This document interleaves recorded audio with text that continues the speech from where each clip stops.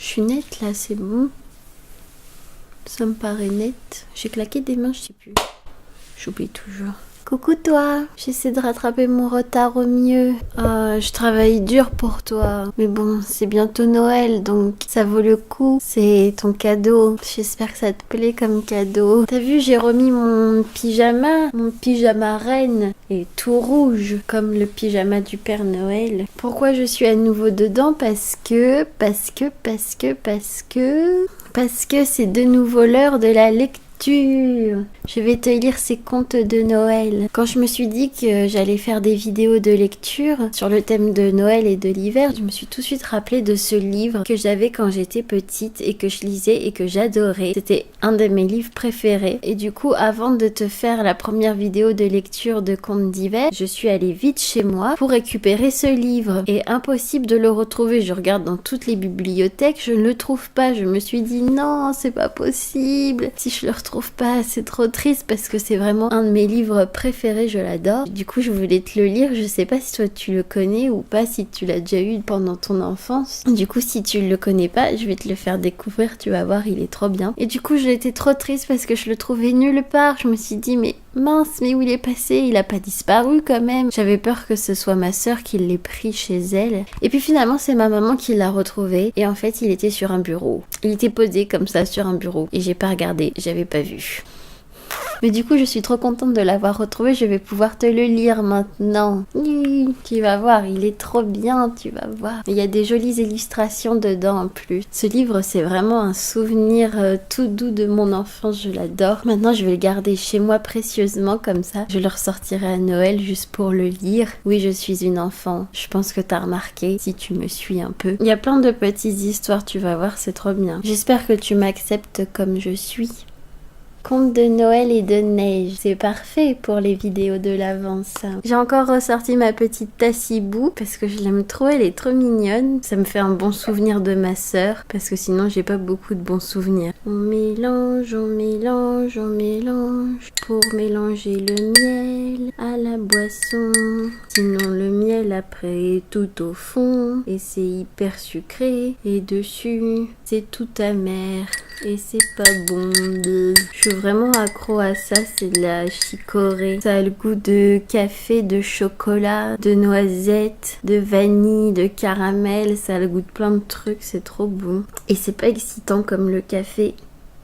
Et ça vient pas de pétaouchnok. Ok, j'y vais, c'est parti. On se met dans le lit. On met la couette. J'ai disparu. Me revoilà. Allez.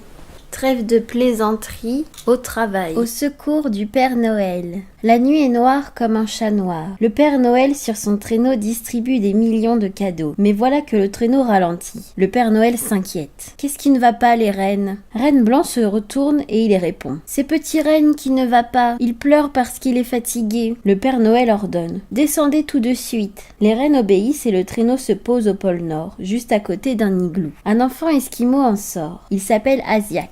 Le Père Noël lui demande « Veux-tu garder Petit Renne jusqu'à mon retour ?» Asiak est d'accord. Il détache Petit Renne et il propose « Prenez mon chien de traîneau pour remplacer Petit Renne. » Le Père Noël n'a pas le temps de dire oui ou non. Asiak a déjà attelé son chien et le traîneau s'est envolé dans le ciel. Bientôt ils arrivent au-dessus d'une ville. Le Père Noël saute sur les toits, il descend dans les cheminées, il remonte encore et encore. Ça y est, tout est distribué dans cette ville. Le traîneau repart. Mais voilà qu'il ralentit encore. Le Père Noël demande « Qu'est-ce qui se passe, les rennes ?» Reine Bleue se retourne. Il répond « C'est moi, j'ai attrapé un rhume au pôle Nord. J'ai affreusement mal aux oreilles. » Le Père Noël n'hésite pas. « Il faut te mettre au chaud, allez, on descend. » Justement, on survole un désert. Le Père Noël couvre Reine Bleue avec une couverture. Il lui donne un sirop et il lui dit « Repose-toi bien et attends-nous. » Regarde. Tu vois là, on voit le Père Noël avec un chien, je sais pas où il est. Et il y a Reine Bleue quelque part qui est malade. Il remonte dans son traîneau quand Reine Blanc arrive et dit « J'ai discuté avec un chameau et je te présente son maître Brahim. » Regarde, c'est le chameau ici, avec son maître. Brahim dit « Père Noël, je vous prête mon chameau pour remplacer Reine Bleue. » Brahim attelle son chameau et le traîneau s'envole. Mais bing! Il se cogne dans une cheminée. Reine Brun hurle. « Ouille, je me suis tordu la patte !» Les rennes décident. « On descend, on va te faire un bandage. » Le Père Noël grogne. « Oh, quelle nuit ! on est de plus en plus en retard. Le traîneau se pose dans une savane et les rennes bandent la patte de Renne Brun. Au moment de repartir, Reine Roux dit « J'ai rencontré un zébu et voici son maître, Cossi. » Cossi propose « Père Noël, voulez-vous mon zébu pour remplacer Renne Brun ?» Le Père Noël soupire « Merci, merci beaucoup. Je n'ai jamais vu une nuit de Noël pareille. » Et il remonte dans le traîneau qui s'élance dans le ciel. Maintenant, le traîneau file à toute vitesse, de ville en village, d'immeuble en maison. Ouf, tous les jouets sont distribués.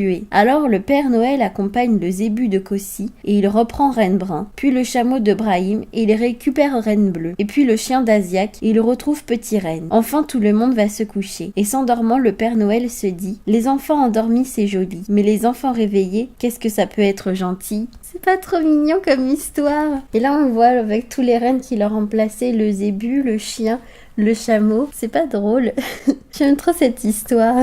Je te lis une deuxième histoire. Je sais pas si j'aurai le temps de t'en lire 3, mais je te lis ma deuxième préférée que j'adorais quand j'étais petite. Les illustrations sont trop belles aussi dans celle-ci. Drôle de sapin. La neige tombait depuis des jours sur la forêt et ni hérisson, ni anon, ni ourson ne pouvaient mettre le nez dehors. Heureusement, le soir de Noël, la tempête se calme et les 3 amis se réunissent dans la maison de Hérisson. Ourson s'écrie « Nous n'avons pas de sapin !» Anon dit « Il faut aller en chercher un !»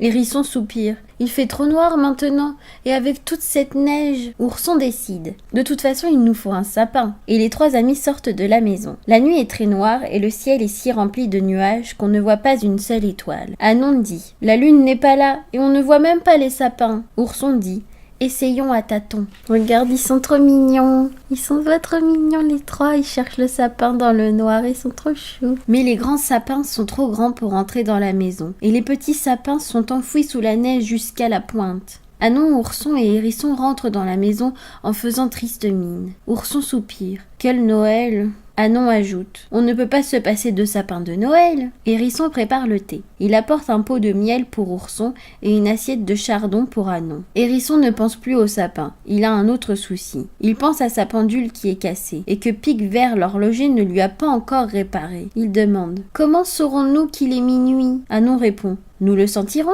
Ourson s'étonne « Comment ?» Anon explique. C'est très simple. À minuit, cela fera exactement 3 heures que nous aurons envie de dormir. Hérisson s'écrie. C'est vrai. Puis il réfléchit et il ajoute. J'ai une idée pour le sapin. On va mettre ce tabouret ici, je vais grimper dessus et vous accrocherez les jouets, les boules et les guirlandes sur mes piquants. Et c'est ce qu'ils font. Puis Ourson et Anon s'assoient pour boire le thé. Ourson demande. Tu n'es pas trop fatigué, sapin ? Anon s'endort à moitié. Hérisson dit. Quelle heure est-il ? Ourson répond « Minuit moins 5 ». Dès qu'Anon sera endormi, il sera exactement minuit. Regarde, ils sont trop mignons, ils dorment dans le fauteuil. Et il y a le hérisson qui fait le sapin. C'est pas trop mignon. Moi, je sais pas pourquoi, quand j'étais petite, j'étais un peu triste pour le hérisson qui faisait le sapin tout seul et tout. Mais en fait, il a l'air content de faire le sapin. Il est trop mignon. Soudain, Anon bâille un grand coup et il crie « Minuit ! Il faut sonner l'heure !» Alors Hérisson attrape délicatement une tasse à thé et il tape dessus 12 coups avec une petite cuillère. Ourson et Anon écoutent en retenant leur respiration. Au 2e coup, les 3 amis s'écrient « Joyeux Noël !» Et puis Anon s'endort tout à fait. Ourson s'endort à son tour, Hérisson reste seul, debout sur son tabouret. Alors il se met à chanter tout bas tous les chants de Noël qu'il connaît. Il chante jusqu'au matin pour ne pas s'endormir et casser les jouets. Oh le pauvre. Mais c'est trop triste. Oh mais c'est fini en fait. Je refais la phrase du coup parce que je pensais pas que l'histoire elle était finie aussi vite. Il chante jusqu'au matin pour ne pas s'endormir et casser les jouets. Trop triste. Le pauvre, il a pas dormi de la nuit juste pour faire le sapin. J'espère que ses amis vont faire quelque chose pour lui pour le remercier. Je te souhaite une douce nuit. Si tu regardes cette vidéo avant d'aller te coucher, j'espère que ça t'a apaisé et tout détendu et un peu endormi. Et que t'as plein de belles images maintenant dans la tête et plein de belles histoires. Bah tu sais, je l'aime toujours autant ce livre. Je le trouve trop mignon. En plus c'est marrant, chaque histoire a des illustrations différentes au niveau du style d'illustration. Du coup, ça fait pas harmonieux, mais ça fait varier et je trouve que c'est vachement inspirant pour les enfants en fait. Ils ont plein de styles d'illustration différents et ils peuvent choisir celles qu'ils préfèrent en fait. Et puis elles sont toutes mignonnes les histoires, c'est trop chou. Ça fait passer des messages trop mignons, je trouve. C'est trop bien pour les enfants. Mais je suis pas sûre, je sais pas si on peut le trouver encore, peut-être d'occasion sur internet ou alors dans des brocantes, peut-être qu'on peut le trouver. Je sais pas s'il est encore édité, faut voir. Ouais, c'est Pomme d'Api en fait. Si ça t'a plu cette vidéo de lecture, tu peux en voir d'autres. Là, tu peux en voir des petits bouts. Il y a la première vidéo de lecture où je lis un conte un peu plus long, un peu moins enfantin, qui est un conte russe avec une petite fille de neige. Tu verras, il est mignon lui aussi. Et il y a mon autre vidéo de lecture où je te lis quelques extraits de mon livre préféré. Tu le sais si tu as vu ma vidéo ukulélé et la mécanique du cœur. Je te laisse, je disparais sous ma couette maintenant.